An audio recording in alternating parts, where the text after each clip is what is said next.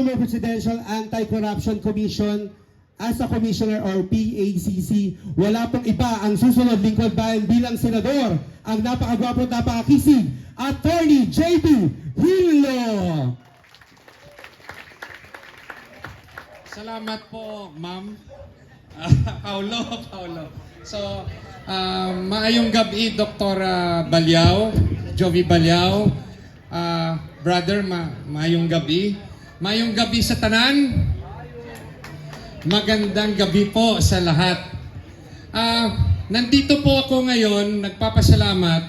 Isa po ako sa 9 senators ng PDP Laban, no? Ni Tatay Digong. Siya po yung aming chairman, si dating Pangulong Duterte.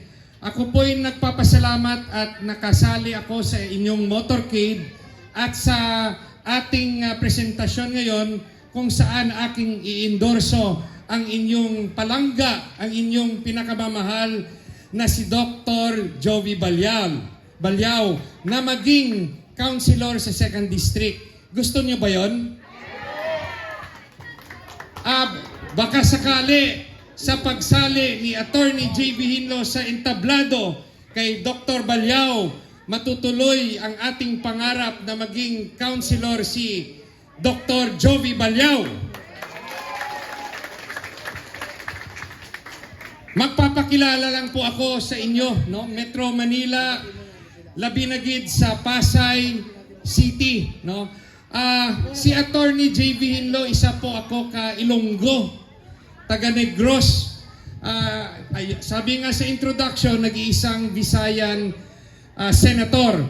Sa dami-dami namin, 9 kami, 9. Si Attorney Jimmy Bondok, Attorney Raul Lambino, Attorney Vic Rodriguez, Congressman Attorney Rodante Marcoleta, Senator Bato de la Rosa, Senator Bongo, Philip Salvador, Pastor Apollo Kibuloy.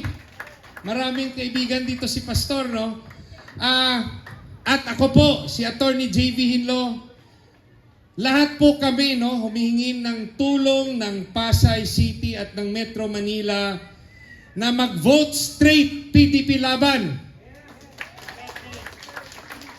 Vote straight PDP Laban. Kailangan po natin magkaisa.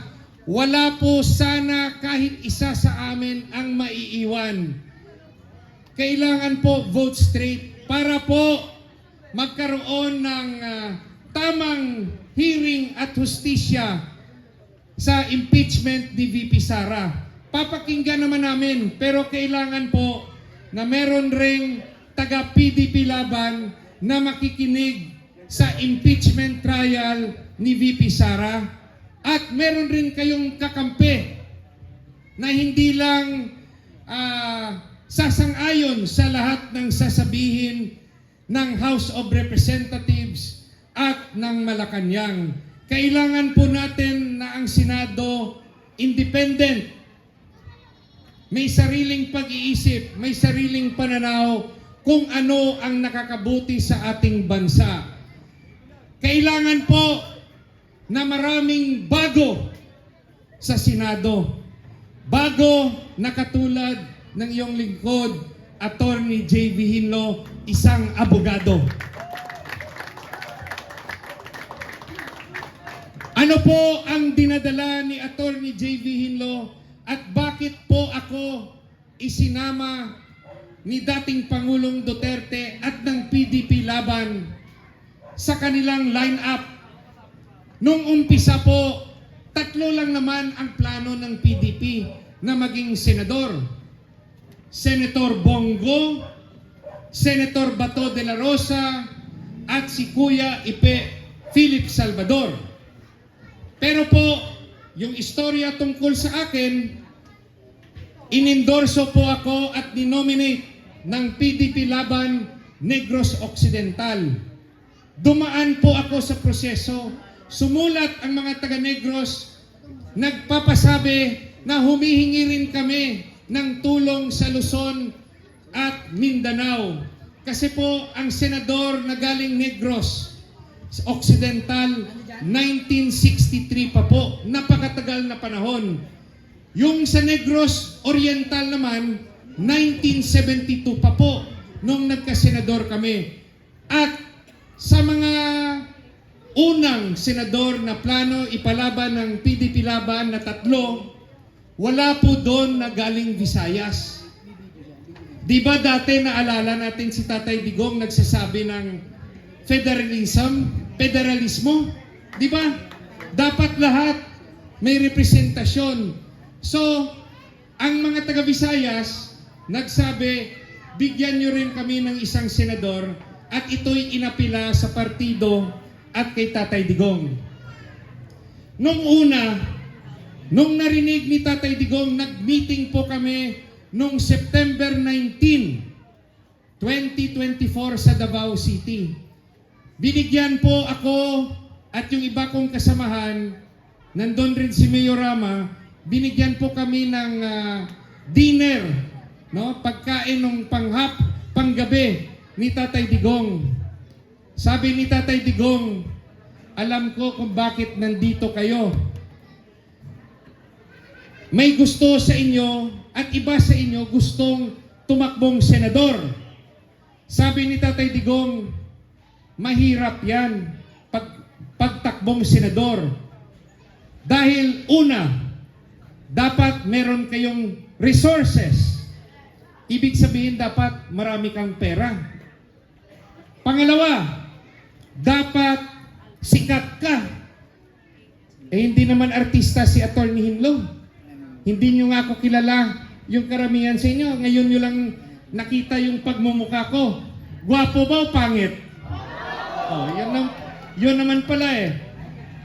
Pangatlo, sabi ni Tatay Digong, siguro makakabuti magpa-survey muna tayo.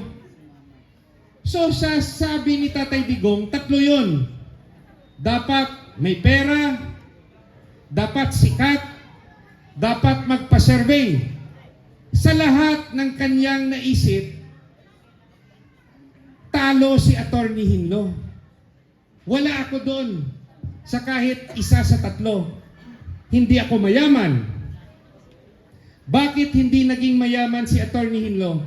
Kasi po, nung na-appoint ako sa gobyerno, nung naging undersecretary ako ng DILG, naging director ng Land Bank of the Philippines, at naging commissioner ng Presidential Anti-Corruption Commission, yung sabi sa akin ni Tatay Digong, nung kami nag-appoint,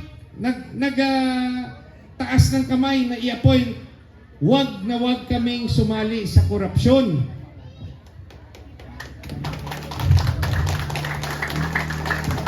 Ako po ang senador ninyo, magiging senador ninyo na galing Visayas, pero palanggaon man kamutanan. Isinapuso ko po ang sabi ni dating Presidente Duterte na huwag maging korap.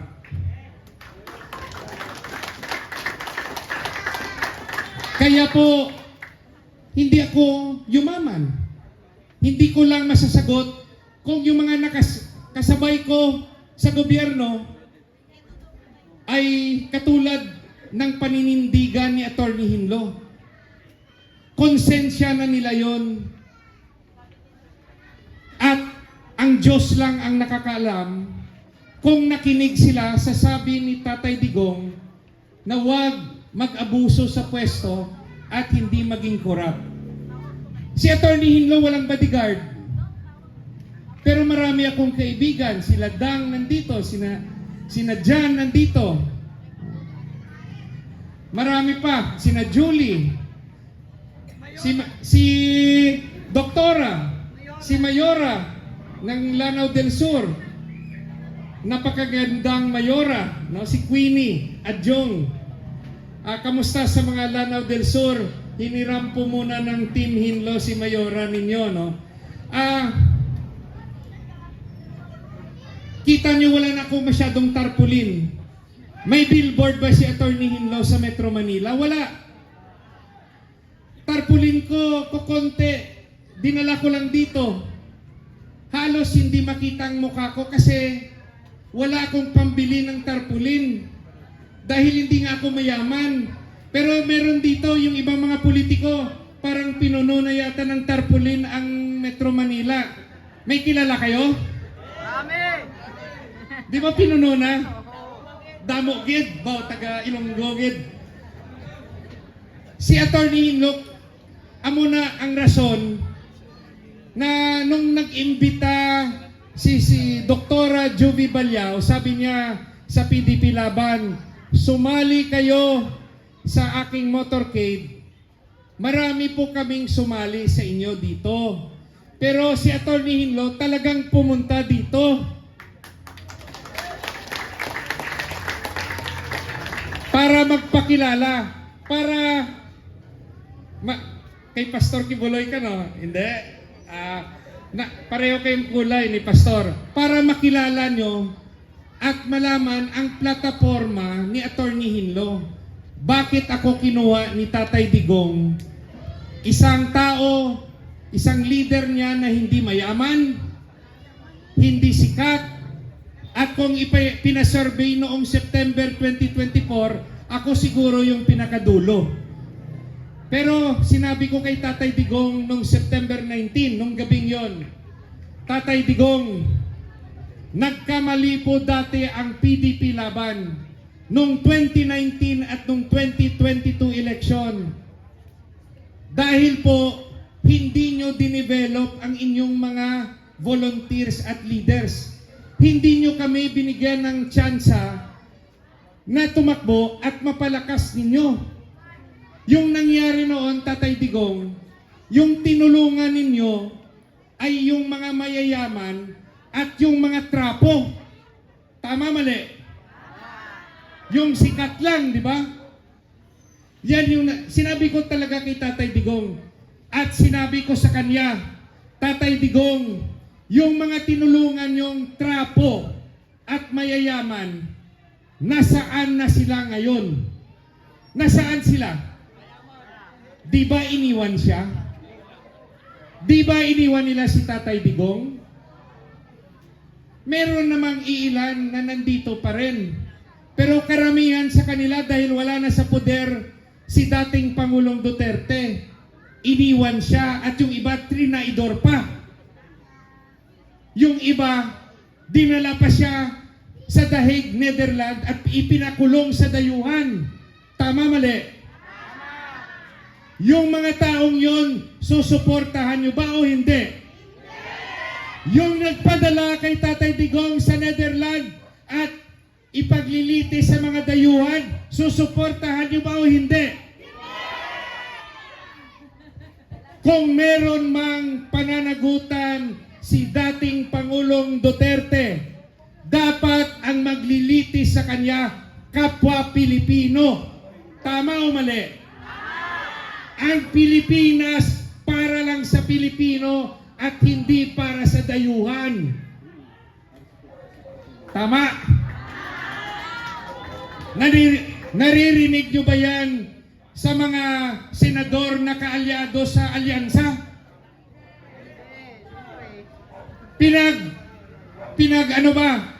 Sinabi ba nila na mali yung ginawa ng presidente? Si Attorney Hinlock po nandito para mabigyan ng boses kung ano yung tama. Ang Pilipinas po para sa Pilipino, hindi po para sa dayuhan.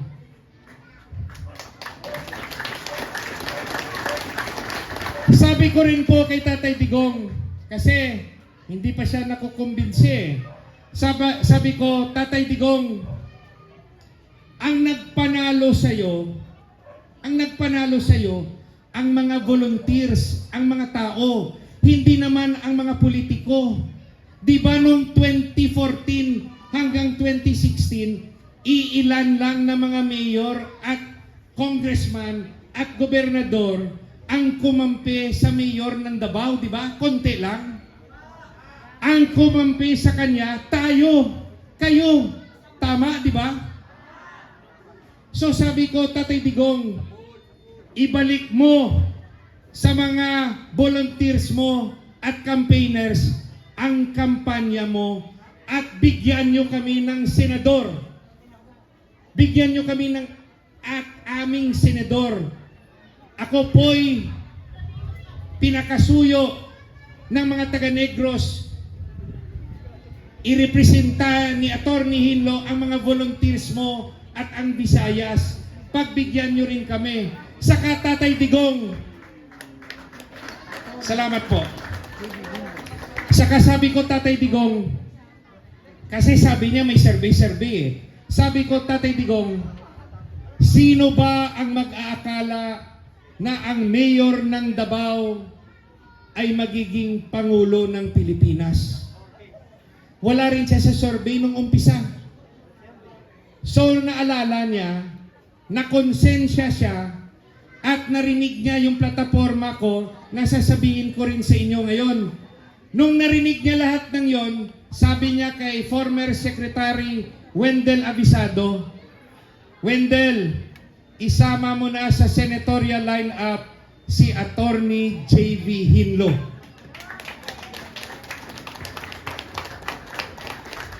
Dahil isinama si Attorney Hinlo sa senatorial lineup ng PDP, isinama na rin si Attorney Jimmy Bundok.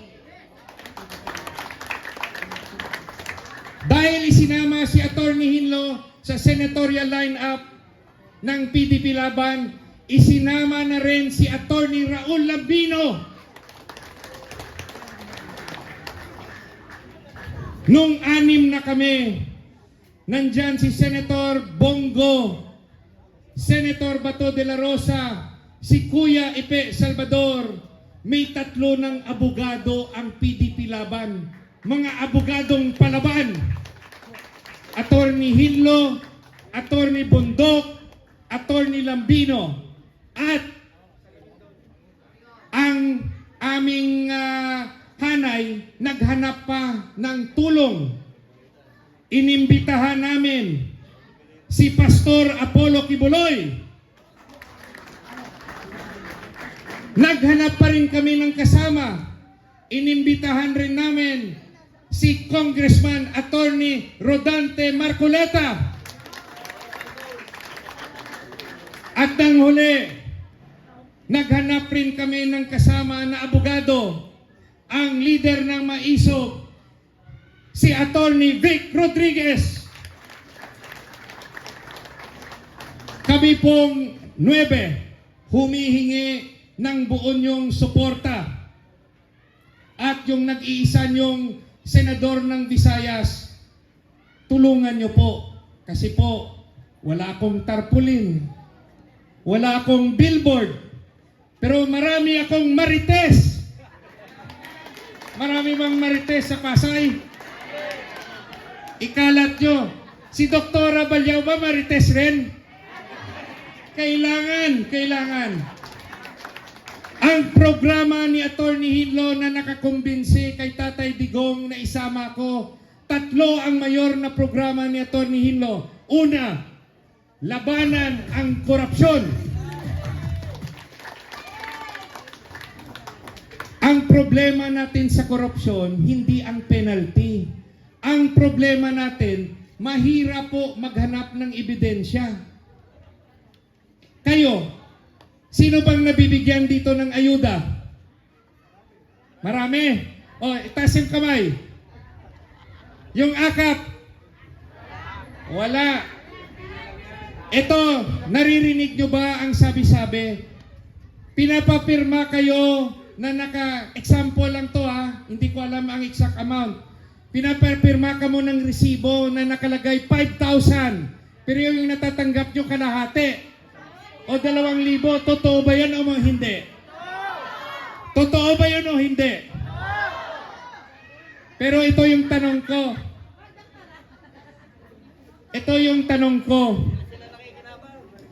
Yung tanong ko, nagreklamo ba kayo sa ombudsman o hindi? Nagreklamo kayo sa ombudsman? Hindi. Bakit? Bakit hindi nagrereklamo sa ombudsman? Dahil takot. Takot, walang abogado, at walang panahon kasi pag-iinitan. Tama, mali? Yan yung sinasabi ko. Nandyan ang korupsyon, kayo mismo ang testigo, pero wala tayong nakikita, wala tayong naririnig, at pipi tayo. Tama, mali? O sino may kasalanan? Tayo rin. Now, ano ang solusyon natin? Kasi realidad yan eh. Kahit ako, magdadalawang isip ako kung testigo ako ng isang korupsyon. Ano ang solusyon? Ang solusyon, bigyan natin ng kapangyarihan ng ombudsman na makapag-imbestiga ng bank account at ari-arian ng mga opisyal ng gobyerno. Kahit walang court order, tama ba yun? Kasi nakikita natin yung mga opisyal natin, yung mga bag ng mga babae na opisyal at mga asawa, may Hermes, milyon-milyon. Yung relo ng mga opisyal na lalaki o yung husband ng mga ng opisyal na babae, mga Rolex, tama ba yun? Yung mga sasakyan nila, ang gagara, ang mamahal. Tama ba yon? Bulletproof pa. Kaya kahit kitang-kita ng mata natin, wala tayong ginagawa o wala tayong magawa sa ating isip. Yes, ma'am. Ako ay asawa ng opisyal pero hindi ako naka-Hermes. Palakpakan si Mayora. Walang naman yung bag ko na pera. Oh, palakpakan natin. Minsan lang tayo makakita ng opisyal na ganyan, no? Now, tayo, ibigay natin ang trabaho sa ombudsman. Ipapanukala ni Atty. Hinlo na magkaroon ng amyenda sa Data Privacy Act, Bank Secrecy Law, at Foreign Currency Act para kung opisyal ka at wala ka namang tagong yaman, di pwede kang tignan ng ombudsman para malaman kung magkano yung pera mo sa bangko, ano yung mga ari-arian nyo. Tama o mali? Pero pag private ka, pribado ka, may privacy yon, hindi dapat tignan. Now, ang pangalawang programa ni Atty. Hinlo, permanenteng solusyon sa kahirapan. Meron bang ganong permanenteng solusyon sa kahirapan? Kasi yung alam natin na solusyon, ayuda. Di ba? Sasabihin ng nasa entablado, lilibre ko ang edukasyon, lilibre ko ang burol, lilibre ko ang ospital, lilibre ko ang cake, lilibre ko ang sine, bibigyan ka pa ng ayuda, lahat ililibre. Ang ayuda, temporaryong solusyon, ipagpapatuloy natin kung ikay senior citizen na wala kang retirement pay o pension. Itutuloy natin yon sa senior citizen. Itutuloy rin natin sa mga anak mahirap na walang pang-eskwela, tuloy dapat ang scholarship, tuloy pa rin na pondohan yung mga state universities and colleges. Sa mga walang trabaho, tuloy pa rin nating tutulungan. Yung talagang walang trabaho, hindi yung kamag-anak lang ng kapitan o kamag-anak lang ng mayor, yung may ayuda. Tumatawa si tatay, baka may alam ka. Ano ang permanenteng solusyon sa kahirapan na sinasabi ni Atty. Hinlo? Sir, alam mo ba? Ano ang sa tingin mong tunay na solusyon sa kahirapan? Sabi raw pababain si Presidente Marcos. Tatalunin natin ang sa susunod na eleksyon sa 2028 maglagay tayo ng tamang presidente. Pero lahat daanin natin sa eleksyon. Now, kasi si President Marcos hindi naman magre-resign yan eh. Hindi yan magre-resign, no? Near to impossible. Yung kailangan natin na solusyon, magparami ng trabaho sa Pilipinas. Magparami ng trabaho. Dito, sinong walang trabaho? Sinong walang trabaho?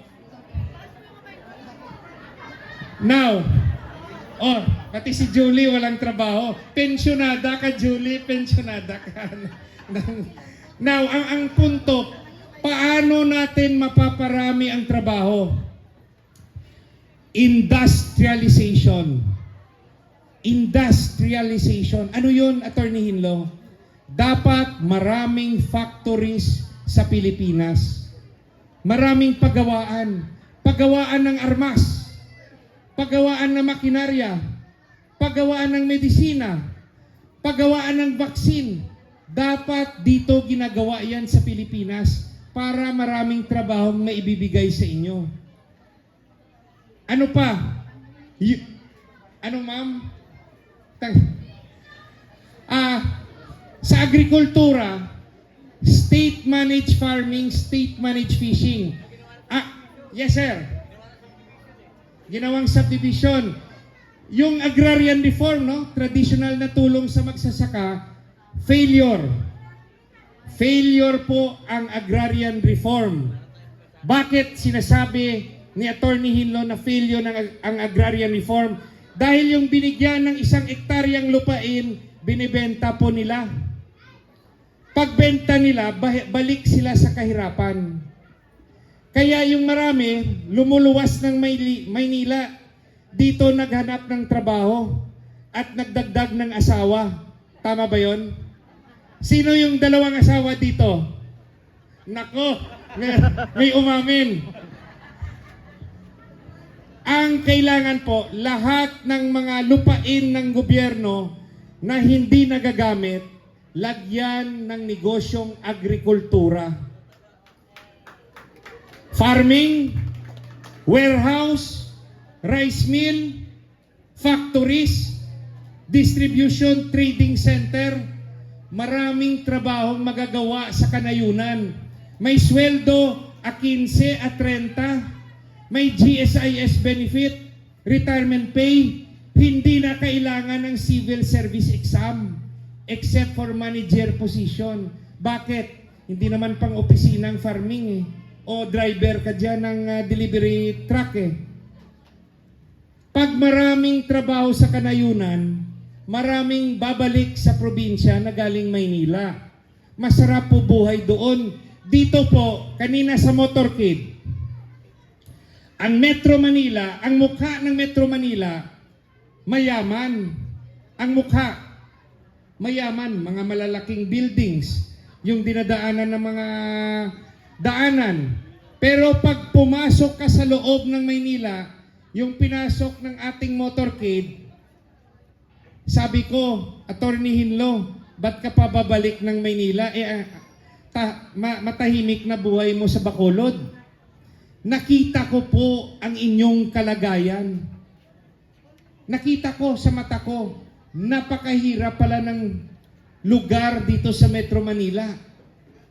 Ang kitid ng mga daanan, ang liliit, ang mga tao, parang nandyan lang nakatambay, ang mga bata nandyan sa daan, naglalaro lang. Parang sabi ko, anong nangyari sa Pilipinas? Bakit nagkaganito? Bakit sinanay kayo sa ayuda? Bakit hindi kayo binigyan ng trabaho? Bakit nagpapauto kayo? Bakit nagpapaapi kayo? Gusto nyo bang habang buhay kayong ipapalinya na parang pulubi ng inyong congressman at mayor? Lumaban kayo. Baguhin nyo sa eleksyon. Ilagay ninyo si Dr. Balyaw.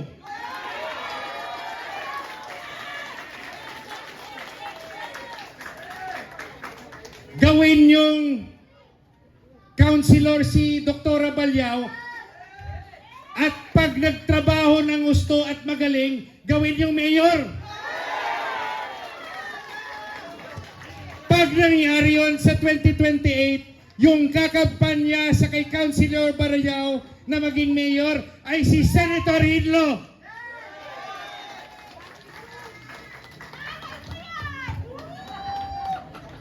Kaya kailangan gawin yung number 1 si Senator Hinlo dito, ha? Kaya ba? Ako yung magiging campaign manager niya dito. Pag pinalaban natin bilang mayor. Mayor, maganda ka, ha? Gagalingan ng councilor namin. Nako, baka mabulunan. One step at a time. Kung hindi pa pwede 2028, edi 2031. Kayo po dito sa Pasay, wag na po kayong magpauto sa mga trapo, sa mabubuting salita. Ito ha, abogado ako. Sasabihin nila, yung iba, wala akong pangalan na sinasabi. Pag sinabi ng politiko, iboto nyo ito kasi bibigyan kayo ng pera. Huwag kayong makonsensya o matakot kung tinanggap nyo yung pera at hindi nyo sinunod ang kanilang hiling. Bakit? Dahil hindi po nila maisusumbong sa korte ang pagbigay nila ng pera kasi illegal yun. Mali yun sa eleksyon. Bawal ang vote buying. So magsusumbong sila na binigyan ko ng pera si Juan de la Cruz. Hindi ako binoto. Hindi mangyayari yun. Kasi pag ginawa nila yun, makukulong sila. Naintindihan nyo? Kahit ano yung ibigay nila sa inyo, hindi nila maisusumbong sa husgado. Dahil bawal nga ang vote buying.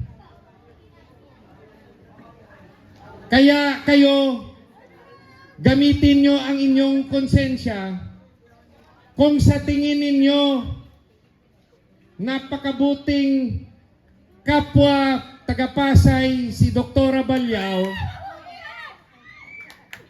gawin nyo ng councilor dito sa 2nd District.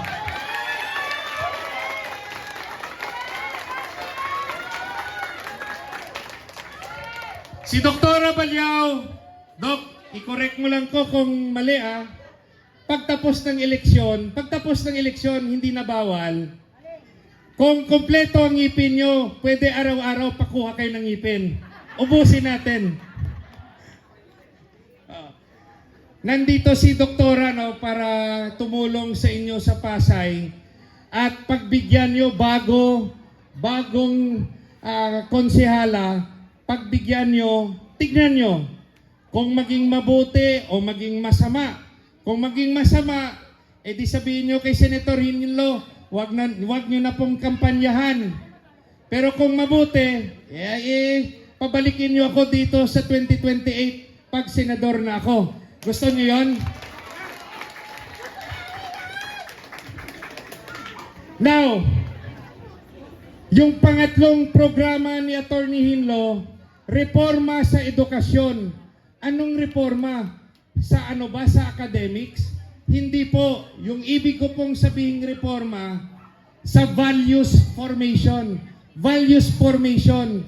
Dati sa matatanda, o gaya kay dad ko, naalala nyo yung good manners and right conduct na subject? GMRC? Meron pa bang GMRC ngayon? Wala na.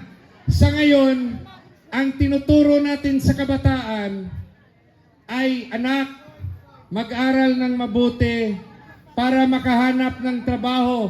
Anak, mag-aral ng mabuti para makanegosyo ng maganda. Anak, mag-aral ng mabuti at kung makahanap ng AFAM. Sino ba may AFAM dito? Naghanap kayo ng AFAM. Maghanap ng mga foreigner. Yan yung advice ng iba para makagraduate raw sa kahirapan. At yung tinuturo natin, kailangan maging mayaman. Kasi kung mahirap ka, you're nothing sa tingin ng mga matataas na tao. Kaya po, yung utak natin, pera na lang. pera.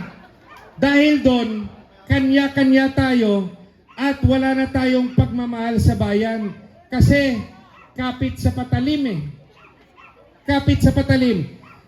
Sinanay kasi tayo ng mga politiko sa ayuda. Sinanay tayo sa politiko na nagbibigay sila at tayo'y humihingi at kung anong gusto nila, oo na lang tayo. Nasanay tayo. Hindi naman tayo makalaban kasi sila ang nasa pwesto.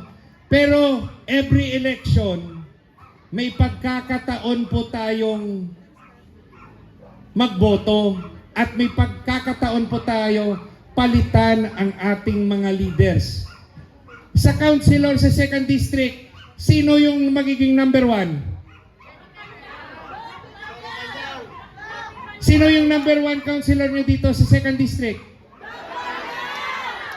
Sa likod, sino ang magiging number 1 councilor ninyo? Si Doktora. Gusto nyo bang i-endorse ko si Doktora? Tatapusin ko na. Ang sa pangatlong programa, I will introduce the subject Philippine Patriotism and Ethics Studies from grade 1 to college. Pagmamahal sa bayan, pagmamahal sa kapwa-tao. Grade 1, love of family. Love of family. Kung ikay bata at yumaman ka at yung magulang mo naghihirap, tulungan mo. Huwag yung naka-girlfriend ka lang na blonde. Blonde yung girlfriend mo, iwanan mo na. Iwanan mo na yung magulang mo. Mahiya-hiya ka naman. Pagkatapos, grade 2, love of community. Kung dito ka taga-Pasay, dito ka sa lugar ninyo, sa barangay ninyo, pag yumaman ka, tumalikod ka naman at tulungan ang taga-Pasay. Kung mayaman ka, may negosyo ka, bigyan mo ng pagkakataon na mabigyan ng trabaho. Tama o mali? Love your community. Pangatlo, the importance of education and study technique. Pang-apat, for example, human rights. What is the Philippine Territory and Defense? Ano yung mga trabaho ng opisyal ng gobyerno? Presidente, senador, mayor, councilor. Ano po yung trabaho ng congressman? Trabaho ba ng congressman gumawa ng batas o mamigay ng ayuda? Ayuda o batas? Pero yung paborito na subject ng congressman, ayuda, di ba? Grade 7, a study of prison life. Pag-aralan yung buhay preso. Para pag nakita ng kabataan, ano yung totoong buhay sa preso, matatakot na tumikim ng droga. Matakot ng magnakaw. Matakot na mang-estafa. Yan po, no? Values formation. Sa kolehiyo, what is the country's economic program for the next 10 years? Anong plano ng gobyerno sa ating ekonomiya? Second year, financial literacy. Paano alagaan ang ating pera? Huwag masyadong magastos. Dapat isa lang ang misis, di ba? Sa mga babae, gusto nyo ba 2 kayo, 3 kayo, isa lang? Kaila? Ay, hindi na sure. Nako.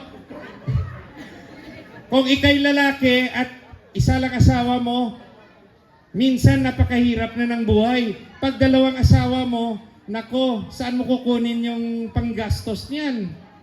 Di ba? Kaya si Attorney Hinlo, isa lang asawa. Sana. Oh. Ano sabi mo, ma'am? Sana all. Oh, now, yung third year college, the dangers of corruption. I-remind natin sa ating estudyante. Last year in college, what is taxation, custom duty, and estate tax, and how to file an income tax return. Napaka-technical po yun. Pero dapat matuto tayo habang estudyante tayo. Imagine nyo kung ating mga kabataan makagraduate na may ganun. Natapos, siguro iiba ang Pilipinas. Ang pangarap po ni Attorney Hinlo na ang Pilipinas maging isang Singapore, South Korea, Japan at China.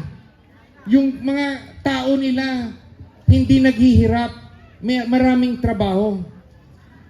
Tayo sa Pilipinas, ganito tayo dahil ang mga leader natin paulit-ulit.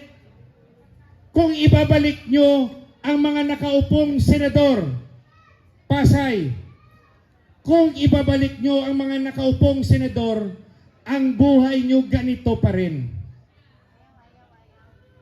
Kahit napakarami ng kanilang tarpulin, kahit may ibibigay sila sa inyong ayuda, ang buhay nyo ganito pa rin. Gusto nyo ba yon? Napabalik-balik na lang ang mga senador? I-try nyo naman si Attorney Hinlo. I-try nyo naman. Si Attorney Hinlo, number 30 sa balota. Tikman mo si Attorney Hinlo. Bilang senador. Oo. Now, tatawagin natin ang ating susunod na konsehal. I-endorso